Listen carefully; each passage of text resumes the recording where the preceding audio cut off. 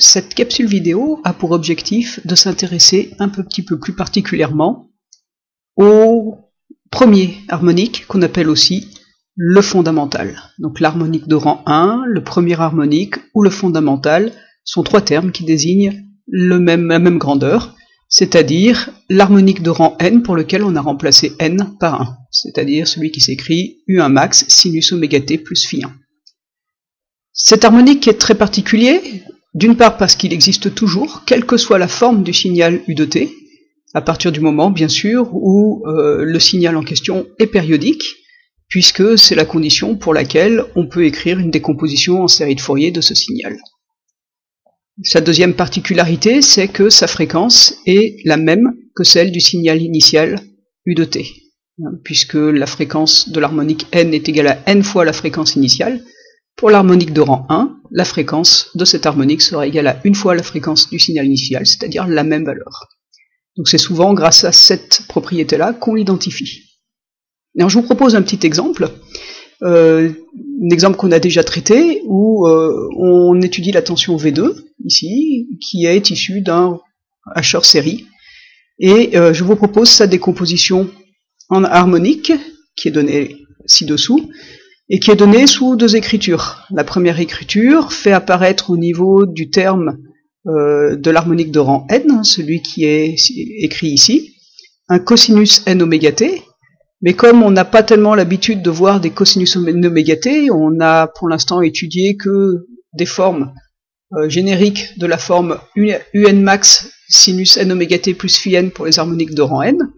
J'ai converti ce cosinus n oméga t en sinus n oméga t plus pi sur 2, et donc la deuxième expression est un petit peu plus conforme, on va dire, est sous la même forme que celle qui est donnée en haut. Donc dans cet exemple-là, ce que je vous propose, c'est d'identifier l'expression instantanée du fondamental. Donc faites une pause sur la vidéo si nécessaire, prenez un morceau de papier, un crayon, et puis essayez d'exprimer la valeur instantanée du fondamental.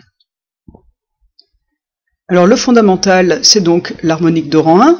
L'harmonique de rang n, de façon générale, est située derrière le signal somme. Donc ce serait 1 sur n, sinus n alpha pi, sinus n oméga t plus pi sur 2, auquel il ne faut pas oublier de multiplier par 2u sur pi, le facteur là qui est devant la somme et qui finalement multiplie chacun des termes de cette somme. Donc l'expression instantanée du fondamental va s'écrire, alors déjà V2F, donc V2 étant le nom de la tension, avec des minuscules puisqu'il s'agit d'une expression instantanée, F pour fondamental.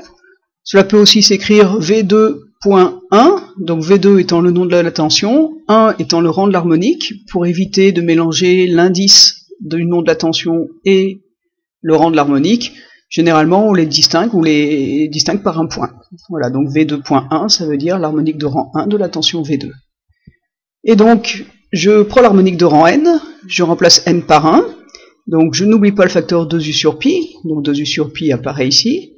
Ensuite, je vais avoir 1 sur 1, c'est-à-dire 1, mais comme c'est une multiplication, il ne va pas apparaître.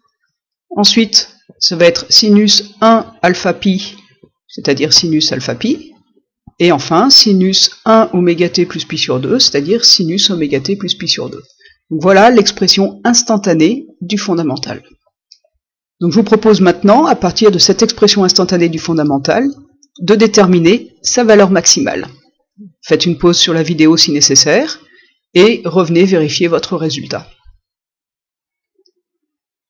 Alors, on avait étudié, pour les harmoniques de rang n, que la valeur maximale de l'harmonique de rang n était le terme un max.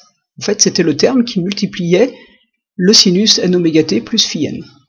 Donc on va identifier le terme correspondant à sinus n oméga t plus phi n dans l'expression instantanée du fondamental, sachant que pour ici, n vaut 1, donc c'est l'expression, en fait, c'est le terme sinus 1 fois oméga t plus pi sur 2, donc ce terme sinus oméga t plus pi sur 2 correspond au terme sinus n oméga t plus phi n.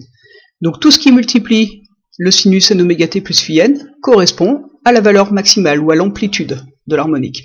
C'est-à-dire finalement, pour nous, la valeur maximale sera tout ce qui multiplie le sinus oméga t plus pi sur 2, c'est-à-dire ce sera 2u sur pi sinus alpha pi.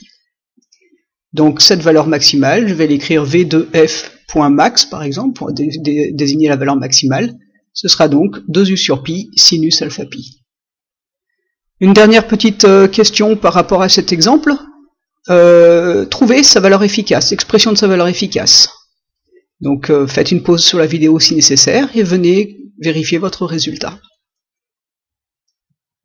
Voilà, donc chaque harmonique, et en particulier l'harmonique de rang 1, qui est le fondamental, est une fonction donc sinusoïdale du temps, et lorsque l'on connaît sa valeur maximale, ce qui est le cas puisqu'on vient de la déterminer, c'est très simple de calculer sa valeur efficace, puisqu'il suffit de prendre la valeur maximale et de la diviser par racine de 2. Donc la valeur efficace, qui va être repérée par une majuscule, V2F, du fondamental, donc on remet bien le F pour dire que c'est la valeur efficace du fondamental, ce sera donc égal à la valeur maximale du fondamental, le V2F max, divisé par racine de 2. Finalement, ça revient à écrire 2u sur pi racine de 2 sinus alpha pi.